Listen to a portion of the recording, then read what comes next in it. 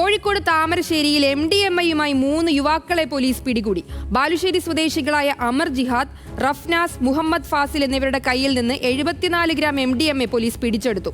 3 യുവാക്കളെയും കോടതി റിമാൻഡ് ചെയ്തു.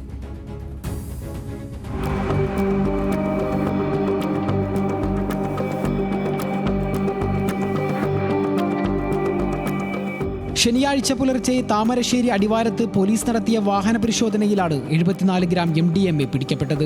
പോലീസിന് ലഭിച്ച രഹസ്യ വിവരത്തിന്റെ അടിസ്ഥാനത്തിലാണ് 3 യുവാക്കളും വലയിലായത്. താമരശ്ശേരി പോലീസും കോഴിക്കോട് റൂറൽ പോലീസ് മേധാവിക്കു കീഴിലെ ക്രൈം സ്ക്വാഡും ചേർന്നാണ് 3 പേരെയും കസ്റ്റഡിയിലെടുത്തത്.